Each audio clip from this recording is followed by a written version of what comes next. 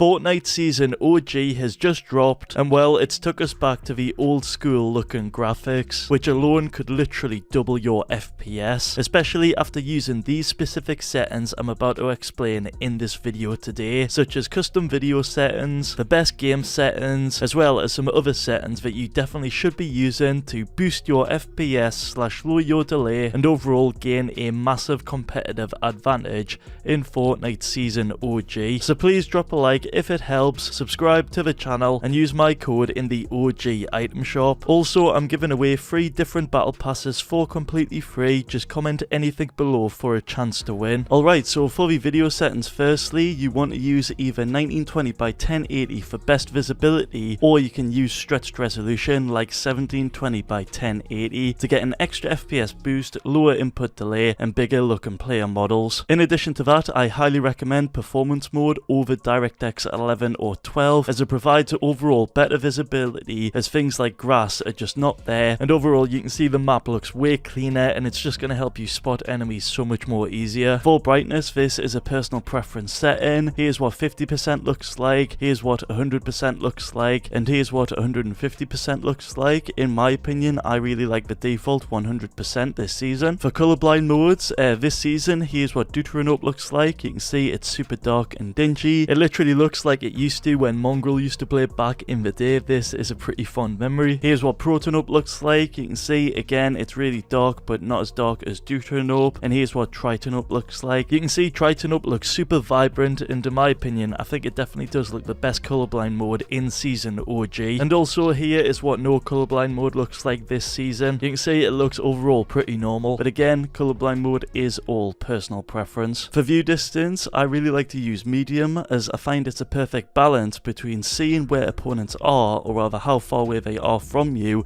as well as items, while also being great with performance. For auto confirm edits, if you have this on off, when you make an edit you must select the edit, then make the edit and then confirm the edit, which equals 3 steps total. Edit auto confirms the edit for you, which minuses 1 step, equaling 2 steps total. Reset auto resets the edit for you, that takes a total of 2 steps in total. And then you've got both, which automatically confirms the edit and automatically resets the edit for you, taking a total of 2 steps. I think most pros either use this setting off or they use just the edit one. For replays, I recommend turning all of these settings off if you don't VOD review or anything like that, because you actually can gain a slight FPS boost from having all of these disabled, but obviously have them turned on if you need them. Reticle ammo indicator adds a visual ammo counter, whereas having it off doesn't show any visual ammo counter. Damage numbers list will manually list the damage that you deal, whereas cumulative will automatically add up the damage you deal for you. Reticle damage feedback adds these icons to showcase the type of enemy. Hit only will only add a hit marker,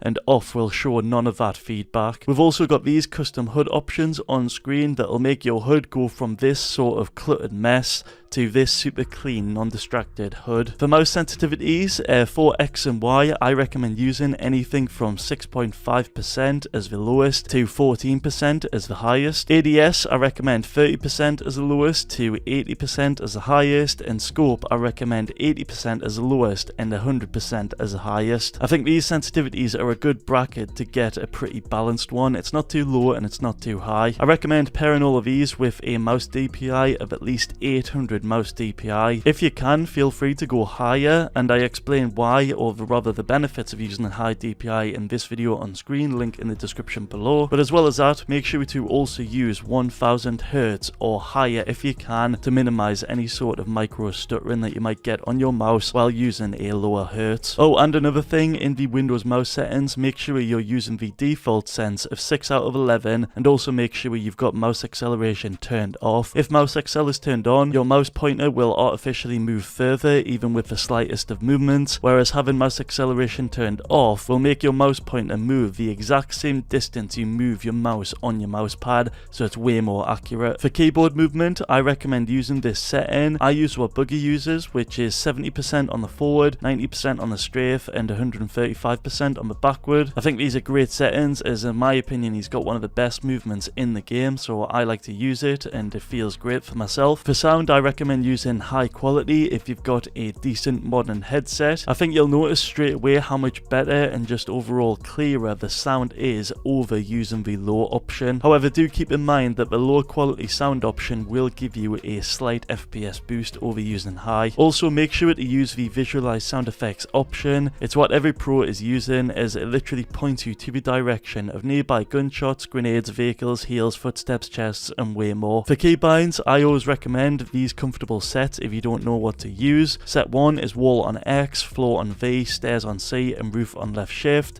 And set 2 is wall on mouse button 5, floor on V, stairs on mouse button 4, and roof on left shift. Just give these a try and then you can optimize them to feel what's best for yourself. Moving on, we've got the best Windows settings, and straight away if you go into your control panel, or rather the system settings in themselves, if you firstly go ahead and uncheck all of these privacy options, all 4, and get rid of them, then if you go ahead and scroll down to background applications and turn these off, as we don't want these running in the background and taking up some of our resources. If you then go into the About section and click on Advanced System Settings, then go under the Performance option tab right here. If you click Adjust for Best Performance and tick these 4 settings right here, then go into Device Manager under System Devices and find the High Precision Event Timer. If you go ahead and disable that, then press Windows key and on the desktop, type in temp, delete all of these files right here, then go in the run box again and type in %sign temp, %sign again, delete all those files right there, then into prefetch and delete all those files right there. And another thing you can do is press Ctrl Alt Delete, go into the task manager,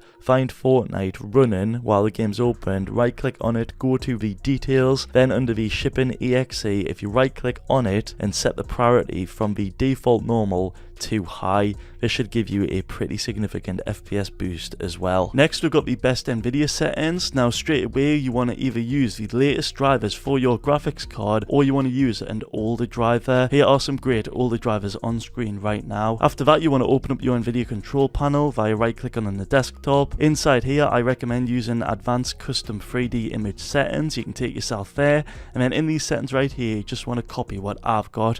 All of these have been optimized in this video on screen, where I go into detail about what each one does, but all of these have been optimized to give you the best FPS and lowest amount of input delay. So feel free to copy these, and I can guarantee you will get a huge advantage over your opponent. Next up, we've got some lower ping tricks. If you go onto your desktop now, Windows key plus R, then put in this command right here, then go into network adapters, select your main connection. If you right click on this and update the driver, that is highly recommended to make sure you're on the most latest drivers for that. In addition, you can go into the properties too and optimize some of the settings within here. The power management, you want to uncheck both of these, then go into advanced, and if you basically copy my settings on screen right here, this should improve your internet and lower your ping. After that, we're going to change our DNS server, which is actually recommended via Epic Games themselves. To do this, click on your start menu and type in view network connection. Then you'll see your main internet connection. Go into the properties, then go into IPv4, make sure it's ticked if it isn't already. Then if you go into the properties, you will see that if you click on use the following DNS server, you can type in a custom one. I recommend either using Cloudflare's one, which the numbers for that are on screen right now, or you can use Google's one, and the numbers for that are on screen right now as well. Alternatively, you can use a free safe tool called DNS Benchmark, where you can actually go ahead and run this scan to see what the best DNS server is for your connection. That'll give you the lowest amount of ping. You can run this and it'll come up which one's the best for you, and for myself it was actually the Google one. But that right there has been the best competitive settings for Fortnite Season OG. Be sure to check out my other videos that'll help you out a ton on screen right now.